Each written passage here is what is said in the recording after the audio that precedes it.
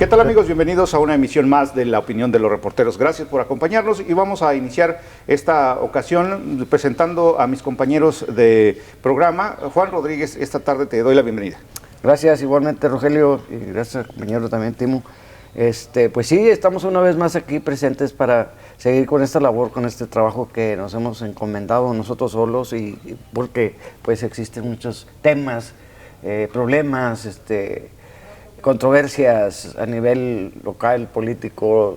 Bueno, son muchos los temas y por eso poco a poco vamos a irlos desgajando y tratando de pues encontrar una solución y darles también, compartir nuestras opiniones al público y que ellos también opinen. Tenemos la fortuna de estar en el momento en donde se genera la noticia, donde están las personas que son las voces que generan esa noticia. Entonces tenemos esa información extra que el día de hoy, a través de estos programas, estamos intentando compartir con ustedes, y de esa manera pues se genere una opinión, se genere un debate, y finalmente, como siempre he dicho, usted podrá estar de acuerdo con Juan, con Miguel o conmigo, o no.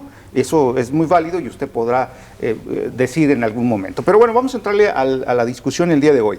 Pues menuda situación la que se presentó el pasado fin de semana, cuando 199 migrantes cruzan hacia Laredo, Texas, por el río Bravo, en una situación muy sorprendente, ¿no? Desesperante también. Sí, podría ser desesperante, pero sorprendente, porque no es costumbre, o no se da, cuando menos desde la memoria que tengo yo en esta ciudad, o en esta área de la frontera, nunca se había dado un cruce masivo, un cruce de este tipo, de este número de personas. Como si hubiera sido inducido, para crear una expectación, para llamar la atención, para generar cuestionamientos de qué está pasando. La verdad que estas personas las cruzaron, rápidamente la patrulla fronteriza tomó posesión de ellos y luego los llevó a la estación sur a documentarlos. Eran 92 niños, así es. 199 personas en total. Lamentablemente para los niños venían acompañados de sus padres o de sus madres. Si hubieran llegado no acompañados, se hubieran quedado aquí. Bueno, otra situación se hubiera presentado. Hay que aclarar para el público, estos 199 mexicanos, se identificaron como tal, fueron deportados en base al título 42 de manera inmediata. Es por eso que hacen la reflexión de que si no hubieran estado acompañados por sus padres, pudieron haber aspirado a permanecer en los Estados Unidos. Pero en el caso, pues, y de inmediato fueron deportados, al día siguiente fueron deportados por Reynosa. El sábado por Reynosa, Tamaulipas, a las 10 de la mañana estaban cruzando el puente de Reynosa, era McAllen, Reynosa, ya los estaba esperando el Instituto Nacional de Migración. Yo hablé por teléfono con el embajador y cónsul de México, Juan Carlos Mendoza. Él se encontraba en la Ciudad de México y me dijo, tengo estos informes que ahorita están cruzándolos de Estados Unidos a México, a los connacionales. Y la situación es de que los migrantes desconocen los procedimientos. Hablábamos en la mañana con Henry Cuellar de que de 100, solamente 10 se quedan. Sí. Pero además México no está incluido en el ámbito para asilo político. Igual que los haitianos tampoco. Entonces eso se explica qué es lo que realmente, cuál es el fondo de este propósito de cruzar. Ahora también el río, ya se puede cruzar, llegaba a las rodillas el agua. En algunos de los casos a la cintura. Enfrente, o sea, a la cintura, en algunos de los casos. Sin embargo, bueno, pues eso, digamos, podría ser porque pudo haber sido peligroso, porque pues, ya sabes que hay remolinos y todo eso. Por supuesto. Piedras muy filosas, bueno, un montón de peligros cruzar, y lo hicieron. Hasta se me antojó a mí cruzarme. Claro, porque se veía el agua tranquila y bueno. Esta situación realmente no debe suceder. Fue un hecho inédito. No debe suceder. Aquí me lleva a esta otra reflexión, a ver qué me dicen ustedes. Esta acción, por llamarla de alguna forma, esta acción será una constante. Veremos en el futuro inmediato. En base a los resultados de lo que pasó, de lo que ocurrió, no creo. Porque no tiene ningún fundamento, ningún propósito. Ha habido, no lo conocemos, porque se ve que fue una caravana bien organizada. Pero que podía ser una distracción. ¿Podía ser una distracción? Sí, bueno. Pues no sabemos. Porque no conocemos el porque la origen. fronteriza no nos informa. Jamás. No. Se basa a puros, ¿cómo se dice? Una información muy limitada, muy vaga, muy...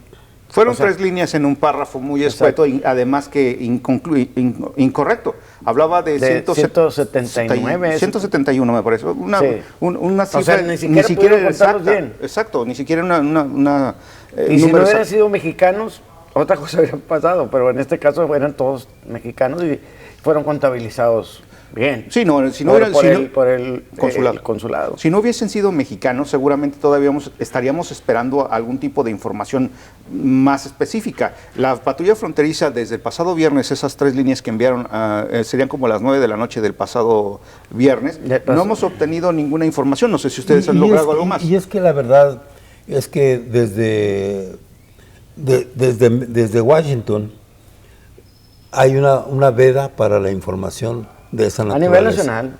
Hay una veda para la información de esa naturaleza. Se manejan muy cerrados, son muy herméticos y no, hasta ahorita no me explico por qué realmente en lugar de ser abiertos, decir, mire, esto es lo que está pasando, estas son las exposiciones que tenemos, no, se cierran. Cuando hay un evento, otro tipo de eventos, persecuciones, no te van a contestar hasta el otro día y ya forzados. Si le hablaste tú, le habló... Y el que más rápido tenemos información es el del Departamento de Seguridad Pública de Texas. Ahí sí, o sea que con hay más congruencia. El sargento Eric Estrada, muy atingente, a veces no, porque bueno, pues es muy delicado, y bueno, lo entendemos, ¿verdad?, el asunto, pero sí, cuando menos responden las llamadas, y te dice si va a haber un comunicado, o definitivamente, pero nunca te manda a Austin, nunca te manda a otras partes, como la patrulla fronteriza que te manda a Washington. Te manda a Washington. Entonces, hay una disparidad ahí, hay una enorme diferencia entre las corporaciones, estamos hablando de corporaciones federales y las estatales. A nivel local ni quiero hablar. La policía también tiene ha cambiado sus mucho. Bueno, sí ha cambiado porque hemos presionado, pero mucho. Se cierra a veces con la información, a veces se abre tanto que te quedas sorprendido, entonces están siguiendo, no sé, una directriz que no encuentran cómo realmente tenerla. Y es que la realidad son los esquemas, las formas. Nosotros estábamos acostumbrados a la información que cubríamos hace décadas. Con Tony Reyes, por decir. Sí, con Tony Reyes, con Soria. Con Soria. Con Juan Rivera. Con Juan Rivera también, o sea. Con el Protector incluso, creo que ahí nos abrimos más, sí. ¿no? Era más abierto el Protector. Sí, por la familiaridad que tiene con los medios. Ahora, vamos a terminar primero con el tema que estábamos discutiendo de migrantes. Bueno, esto es una situación que, como les decía, fue una golondrina que no hace primavera. ¿No creen ustedes que vaya a ser una constante? Al parecer, las autoridades, tanto migratorias como las consulares, pues reconocen que esto no debería o no podría ser una constante y bueno, pues esperamos que así suceda, ¿no? Pues la verdad es que no sabemos qué va a pasar mañana, qué es el pensamiento o cómo se maneja esto, no lo sabemos, hay una desinformación. Sin embargo, es importante hacer un aventuramiento en este sentido, Miguel, por el siguiente hecho. En el programa anterior hablábamos sobre si existe una crisis migratoria en la frontera. Yo mantuve y mantengo aún, a pesar de lo sucedido el viernes, que no existe una crisis en el área del condado. Yo sé que probablemente muchas personas no estén de acuerdo conmigo en este sentido. Yo no veo lo que está sucediendo en otras áreas de la frontera. Bueno, es que hay diferentes tipos de crisis. O sea, aquí tenemos una muy diferente a las que se viven en Del Río, en El Paso. Sin embargo, Eagle Pass. Sin embargo, la crisis... Estamos hablando nada más de Texas, porque también tiene sus bemoles otros estados colindantes. Vamos a concretar el punto. En este punto, ¿cuál sería la crisis, de acuerdo a tu perspectiva? Hay crisis, pero hay diferentes tipos de crisis. Pero la agudizante, la insoportable, la desbordada. Para mí... Pero la crisis no tiene, o sea, tiene tamaños, pero no tiene cara. La crisis que se vive aquí en Laredo es... ¿Y cómo lo tomas en cuenta? ¿Para ti qué es crisis? A lo mejor para ti eso no es una crisis, pero si los tomas en los dos lados, los que ocurren todo, por ejemplo, los 299, que si te pones a pensar todo el trabajo que le costó al consulado, procesar, ahora sí, documentar, y para poderlos llevar a México. Cada uno de ellos son 199. ¿No crees que todos traen su identificación? No, estoy de acuerdo. Entonces, te digo, hay que verlo. Eso no se debe haber presentado. Y si se presenta, no está preparado el consulado, ni ningún consulado, ni ninguna autoridad. Estoy de acuerdo que no se debió haber presentado. Sin embargo, no me parece que debemos satanizar un hecho aislado no se sataniza de estas dimensiones.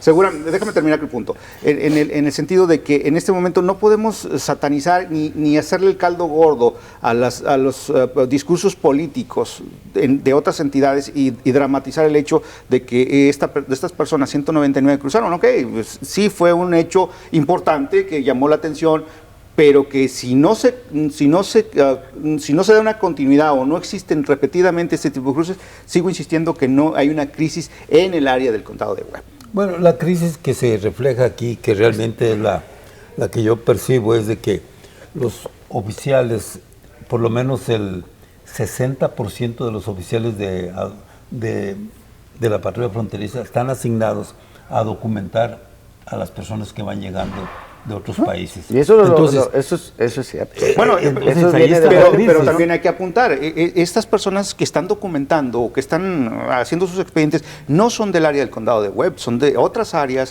del Valle. Exacto, pero no es una situación, es mi punto y es el que quiero y estoy defendiendo.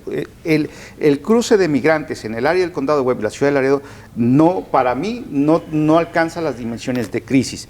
Sí existe una crisis migratoria, estoy de acuerdo, lo reconozco, que a nivel frontera está rebasado el gobierno federal, las instituciones están rebasadas, no existe en este momento un procedimiento lo suficientemente bueno para poder ya no controlar, de perdido capotear ahí la situación. Controlar. Y el trasfondo real de todo esto es porque los funcionarios de la administración Biden son inútiles, les tengo que llamar de esa manera, porque son inútiles, porque no están respondiendo. Es un gobierno fallido en todos los No, bueno, hay que ser muy específicos, Juan, en ese sentido. No podemos calificar de un gobierno fallido. No están respondiendo a las necesidades de la comunidad. O sea, es la realidad. Y ahora hasta los mismos demócratas están pidiendo a Trump que vuelva a la campaña. Bueno, hay que en el 24. Ahorita analizamos esa parte. Los mismos demócratas de la cúpula. Sí, los funcionarios de la Casa Blanca o las personas encargadas de atender el tema migratorio, bueno, sabemos de buena fuente que son abogados de migración, líderes de acciones o agencias comunitarias en favor de migrantes. Entonces esto les da una especie como de pauta a seguir. Pero no conocen la frontera, no conocen la realidad que se vive aquí. El presidente Biden y la vicepresidenta Harris no han venido cuando menos a Laredo no han venido. ¿Sí? Pues tampoco. Entonces, Trump vino una vez, o sea. Sí, pero finalmente, si quieres atender el tema, si quieren atender Obama la situación, nunca vino. Finalmente tienes que estar en la parte apoyando, no tenía que venir. Pero apoyando a Miguel en ese sentido. O sea, tienen que conocer para poder tener una imagen, una fotografía clara del lugar o del problema. Hay que estar en el lugar. Decía mi abuelo. Eso decía mi abuelo que para caballos del Jarral, charros de allá mismo. ¿Qué significa? Que para que ellos puedan conocer la realidad que se vive en la frontera, tienen que venir a convivir, a hablar con los líderes de la comunidad, los republicanos, los demócratas y los independientes. Y no lo hacen. Viene Abbott a cierto evento y se va. Bueno, ahora, otra vez, habla con la comunidad. Retomemos, eso ahorita vamos a ese punto. Retomemos el caso de los agentes de la patrulla fronteriza que están atendiendo, están documentando, están atendiendo o armando expedientes que son de otras áreas de la frontera. Esa es la crisis migratoria que enfrenta el condado de Webb, la ciudad de Laredo. Pero viene finalmente siendo un problema del gobierno federal, no de los gobiernos locales. Que le compete también a Laredo. O sea, no porque es el gobierno federal Pero ¿cómo podría influir el gobierno municipal? A que unan las fuerzas. Decir, tenemos este programa integrado para evitar esto. Ayúdame con fondos, ayúdame con aprobaciones, pero no se mueve ningún gobierno. Y es que el gobierno municipal también tiene la responsabilidad de resolver ese tema, porque los efectos se llenan. ¿Responsabilidad por qué? Porque no exigen a los líderes que participen, que actúen, que asuman una acción que verdaderamente resuelve el tema. Lo dejan. lo dejan al aire. Miguel, hemos visto, y esto es importante mencionarlo, hemos visto que los líderes del gobierno local, los líderes del gobierno municipal, han sido tan débiles, por llamar de alguna forma, que ni siquiera problemas locales han podido atender, como el tema del agua, diferentes temas que son de interés local o de acción local. El solicitarle al gobierno federal que resuelva o trate de resolver el problema migratorio, digo, pues me parece, si no imposible, un poco más allá de complicado para el gobierno, ¿no? Diría yo, no hay voluntad política. ¿O sería falta de capacidad? Es que no hay un líder, nunca hemos tenido un líder que tenga carisma, que tenga convicción política. ¿Y qué podrían ser las características de ese líder? ¿O quién pudiera ser alguien que ese realmente líder? Le duela a Laredo todo lo que le ocurra. ¿Y quién sería ese líder? No, Miguel. pues yo no veo a nadie. Yo no veo el tamaño de un líder de esa naturaleza. Porque lo hay. no existe a lo mejor, ni va a existir. Pero sí puede, ¿por qué? ¿Por qué McAllen otra vez? ¿Por qué McAllen tiene un aceleramiento económico productivo de desarrollo binacional mayor que el de Laredo? No. Brownsville también. Bueno, y te voy a decir por qué. Edinburgh, o sea, ciudades pequeñas del valle.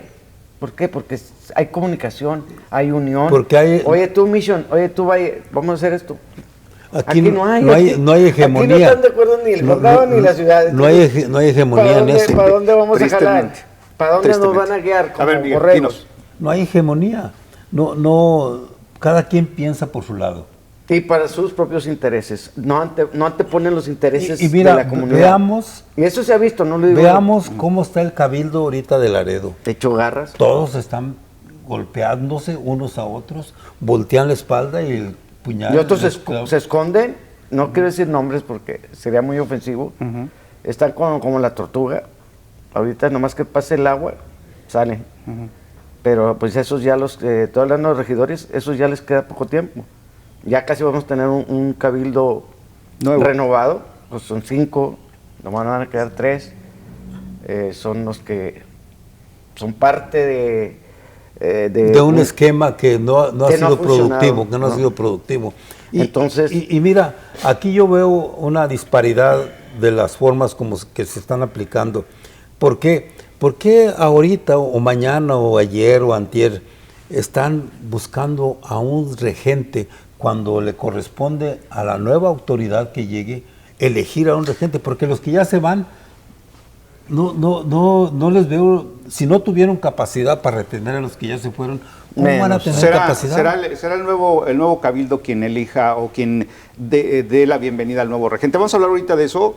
Si me lo permiten, vamos a tener que ir a una pausa, regresamos de inmediato y vamos a entrarle al tema del muy vapuleada oficina del regente de la ciudad de Laredo. Regresamos.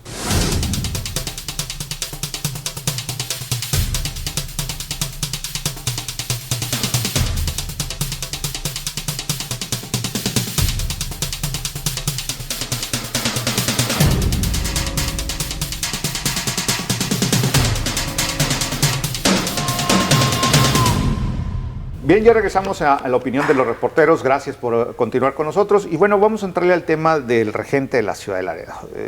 Esa oficina que pareciera no agotar el número de personas que han ocupado desde Carlos Villarreal.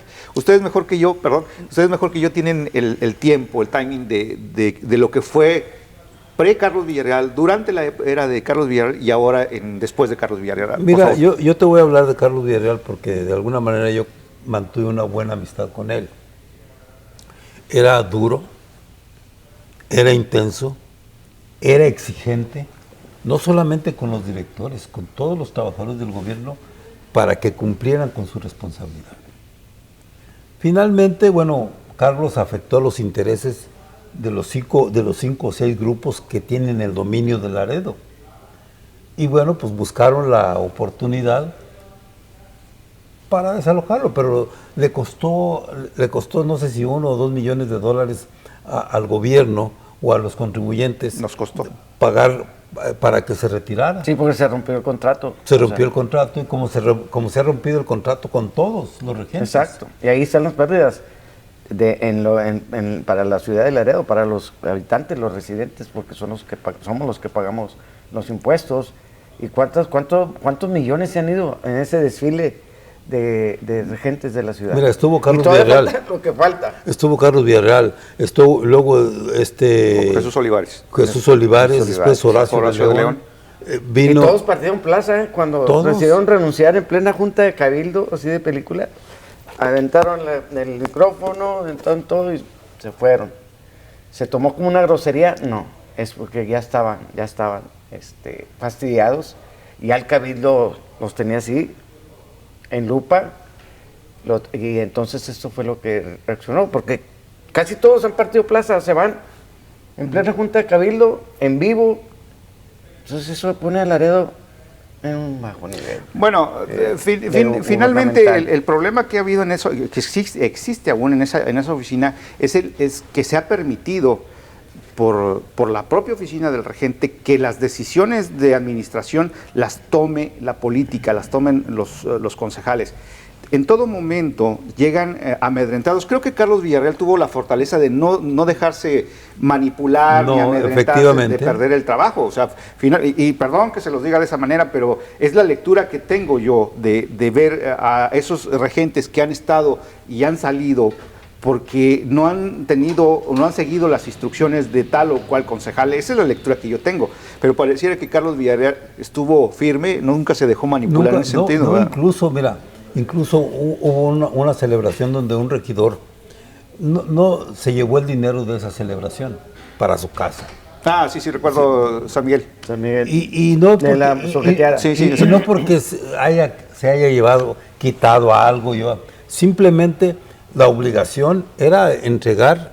Pero agarró un préstamo, ¿no? No, yo no sé. Dijo que era un préstamo, es que se lo llevó hoy y que al día siguiente lo iba a reponer. Bueno, yo no tengo ese dato, pero finalmente supe que se la llevó, el dinero de las carreras se la llevó a su casa, y Carlos ahí estuvo fuerte y exigió las cuentas, ¿no? lo entregara, y no porque se haya llevado o se haya quedado con nada. No, lo que hizo está mal. El procedimiento, el protocolo era que conforme se había reunido el contenido, se hubiera entregado a determinada persona. Pero eso habla del carácter y la firmeza de Carlos Villarreal, pero ¿qué le pasó a los demás? ¿Qué le pasó al señor Olivares? Pues ya estaba muy viciado Horacio de León. Muy viciado el cabildo. El cabildo pareciera que no había líder. Controla a los títeres. Y ese es el gran problema que hay ahorita. Bueno, y mientras que persista esa situación donde el regente se deje manipular por decisiones políticas, o decir, si no lo haces lo que te estoy pidiendo, te corro, vamos a seguir viendo un desfile son las famosas alianzas. Pues sí, Juan, pero que se agarran del brazo y ahí nos paran. Pero finalmente dominan no toda la podemos situación permitir. política, la económica, la social, todo lo que es el gobierno. Entonces eso quiere decir que no existe otra persona, no quiero decir, pues sí, otra persona. Si existen, que, no se atreven. Que es como Carlos. No se atreven porque no tienen, tienen miedo. O sea, decir, yo me meto ahí, yo tengo el liderazgo, tengo la visión que se necesita, pero no tengo el poder como para luchar como lo hacía Carlos Villarreal. Y Larry Dovalina también fue un ejemplar regente de la ciudad, que fue mucho antes de Carlos. Pero bueno, es otra cosa. Pero qué tristeza el hecho de que sigamos secuestrados por la política, por decisiones que se toman mientras haya ese tipo de alianzas nefastas, nos vamos a caer aquí en el agujero. Estamos condenados. Entonces, serviría como un llamado a alguien que tiene la capacidad, que tiene la visión, que sabe dónde puede tropezar cada quien, dónde se puede levantar. Y es que no ha habido la visión que... Yo conozco mucha gente capaz, pero tiene miedo de meterse en la política, enlodarse. De la situación geográfica que tiene la frontera, principalmente esta ciudad, donde, vemos el crecimiento de un 5% del comercio internacional anual, que va a crecer el 10 y el 15%. Sin la necesidad de Laredo. Que ahí es donde también hay de puchar. Que no han sabido canalizar esas bondades que tiene Estamos en una zona ciudad privilegiada. Sí. Pero mejor que el Valle, otra vez, yo insisto. Mejor para acá, para para el suroeste. Pero están mejor organizados en el Valle que aquí en Laredo. O sea, finalmente, imagínate si y no mucha tuviéramos, gente de aquí está en el Valle. si no tuviésemos la situación funcionarios. privilegiada geográfica que tenemos, ¿en dónde estaríamos? ¿O no estaríamos finalmente? Vamos a Si regresar no es por el comercio internacional. No estaríamos. Por eso San Antonio, por eso Monterrey han querido robar esa parte, porque yo lo llamo así, robar. Acuérdate que hay un proyecto viejo que no Sí, sé, sí, que la aduana se obviara esta aduana y era de San Antonio. Pero no va a ocurrir. No se puede. Eso no va a ocurrir. Son sueños guajiros de los neoleoneses, sueños guajiros de los de San Antonio. No va a ocurrir, no van a poder traspasar la frontera nada más porque sí. Este es el nicho natural del comercio internacional y aquí se va a quedar. Dígase lo que se diga. Bueno, ojalá y eso así sea y que no vaya a haber alguna sorpresa en algún momento del tiempo, pero se ha convocado por parte del ayuntamiento a las personas, a la comunidad en general, asista a una reunión en donde pues expresemos cuáles deberán de ser las características de un nuevo regente, y me da risa porque pues son más que obvias, ¿no? O sea, deberá estar calificado completamente para administrar una ciudad que tiene un presupuesto anual muy importante. 700 millones de dólares. 700 millones de dólares, gracias por el dato, lo olvidé en algún momento, pero imagínese usted, seguramente la persona tendrá que estar más que calificada para administrar 700 millones de dólares, deberá de tener, ahora sí que la piel muy dura, para soportar los embates de los políticos, porque yo creo que eso debería inclusive hasta ser parte de los requisitos, ¿no? del nuevo regente, saber capotearse a los regentes. Pero es que para eso no hay escuela. Y que va a tener que ser un regente de fuera, un Pues local. va a tener sus desventajas también, porque no va a conocer Porque la ciudad. no conoce la cultura, no conoce la idiosincrasia que Pero hay. ya vimos que un local no funciona. Pues no, Ya está bien comprobado. Ah, ¿no? ya tuvimos la experiencia de 3. ¿Por qué? Porque lo dominan. Inclusive Selman, si lo consideramos hasta local, porque él estuvo también como Sí, funcionario sí, previamente. ya conocido, de cara conocida aquí. Exacto, entonces... Y estuvo 20 años también entonces, en el gobierno. Ya, Sí. ya vimos que ya tenemos la experiencia que no quiere decir que no tengamos personas capacitadas. Que hay personas muy capacitadas Pero en Laredo. le tienen miedo a la corrupción, a la Hubo política un corrupta, regente que llamaba que Pete, por años al sistema del viejo patrón. Todo eso Estoy de acuerdo afecta. contigo. un regente que se llama Pete, Peter Vargas Peter Vargas. también hizo un buen papel. Hizo un buen papel y se impuso, se impuso al cabildo de aquel entonces. Y estaba más fuerte el sistema patrón. Sí. Estamos hablando de hace 30 años, más o menos. Sí, más o menos. Y estaba el sistema patrón que todavía predomina aquí, Todavía, pero... estaba más fuerte en aquellas épocas. Pero Vargas se impuso. Lo hasta echaron- que lo sometieron. Sí, ¿Cómo? O sea, finalmente pero los aplastan. le pagaron y se fue. Pues sí, pero el beneficiado entonces nomás fue él. Bueno, Como lo fue en Carlos Villarreal, como lo han sido todos los que- Olivares, de León. De León. De León puso su constructora y mira, Sí. bien feliz. Le hablé otra vez para una opinión y digo, no, Juan, mira, hagan lo que hagan, digan lo que digan, yo no voy a hablar. Pues yo tengo una constructora y me está yendo muy bien, ya casi me dice cuántos millones sacaba al trimestre del año, pero le dije, no me digas porque después sí me voy a ir contigo. Y le dije, porque sí, o sea, todos salen beneficiados en su persona. Y el pueblo otra vez más sumido. O Más será sumido. un patrón de conducta que... Es la cultura también. ¿Qué opinan ustedes, amigos? ¿Qué opinan sobre la situación del regente de la ciudad de Laredo? ¿Es sumisión? ¿Es conveniencia? ¿Es incapacidad? ¿Qué está sucediendo en la oficina del tercer piso en donde la administración pública se dirige? Esa oficina en donde el todopoderoso debería ser, las decisiones totales deberían de ser del regente de la ciudad, y parece que no es así. Vamos a ir a la pausa, regresamos y vamos a hablar de las campañas políticas, ¿cómo ven? Sí, por De los supuesto. Nomás alcaldes. para decirte lo que va a gastar el gobierno de Laredo en esa auscultación, en esa selección, ese proceso que ya empezó. Son $20,000 nada más para ese estudio, a una empresa foránea.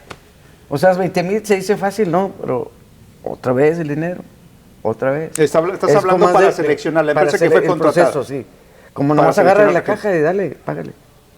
O sea, eso, ¿por qué tenemos que pagar $20,000 por un estudio? Que lo pueden hacer ellos, hacer un comité especial entre los regidores, entre el señor No, contador, se golpean entre un sí. town ¿no? hall meeting que le dicen, órale, ¿qué quieren? Las minas que dice, esto, lo otro. Eso es lo que debería hacer. No pagar a consultores que se la viven consultando en todo el país, sacando el dinero a gente de mente muy pobre. Esa es la panacea que utilizan como cultura de gobierno. Bueno, vámonos al corte, regresamos.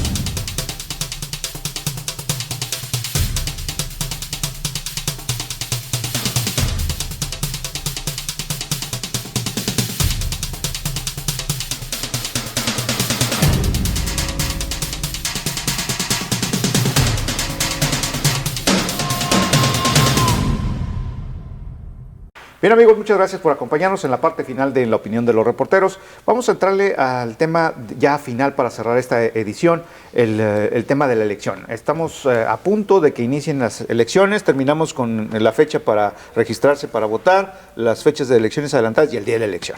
Pues sí, fíjate que hay mucho entusiasmo, lo estoy viendo con los jóvenes de la prepa de que llegan a los 18 años, se están registrando, o sea, con una... Son mil Martin, Nixon y... No, pues todas las preparatorias tienen... Bueno, pero esas son las que fueron mil estudiantes. Los que más fue en gran número. Sí. Sí, hay entusiasmo, entonces, preelectoral y político de los jóvenes que están saliendo.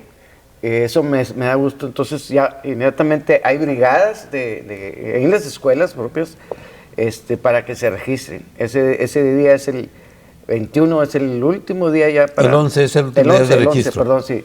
El 11 de octubre ya es el plazo. Entonces, pero hay muchos laredenses jovencitos que llegaron a los 18 años que ya tienen el derecho a votar y sorpresivamente hay mucho entusiasmo político. Y eso nos da gusto, que venga una nueva generación. Una nueva generación de que realmente hagan valer el voto, exijan los derechos, todo lo que el voto te garantiza y te da. Y por otro lado, también el 24 ya empiezan las elecciones anticipadas, en los 6, ¿cuántos son? 5 distritos y 4 distritos. 4 distritos y la alcaldía. 3, 1, 2, 3, 6... Y la alcaldía, sí. Después pues están las piezas escolares, el ISD, el colegio también. Entonces va a haber mucha emoción a partir del 24.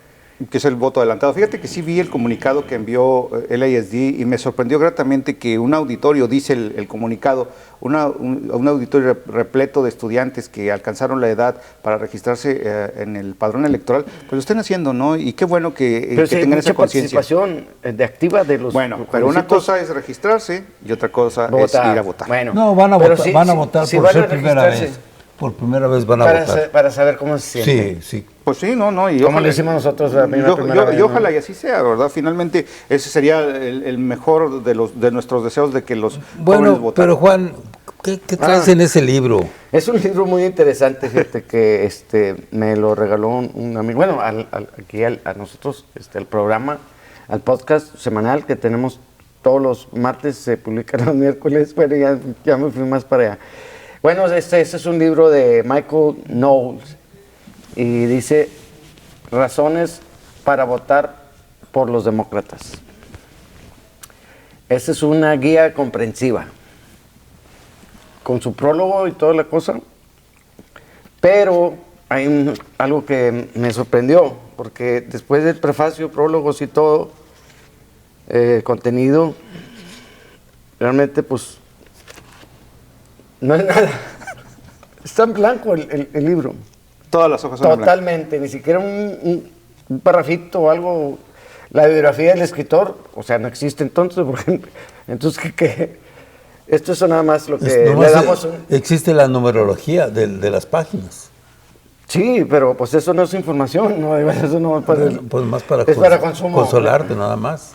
Pero mire, está en blanco. O sea, esto ya... ¿Y cómo se llama el libro? ¿Otra vez? ¿Cómo se llama el libro? Razones para votar por los demócratas. Esto, obviamente, el amigo que me lo regaló es republicano, a todas luces, pero ya me dijeron que existe otro libro similar, pero por parte de los demócratas. Y esto nos da una idea de cómo realmente el encono político, ¿no? Y la lucha a muerte que se está desarrollando. La lucha por el poder.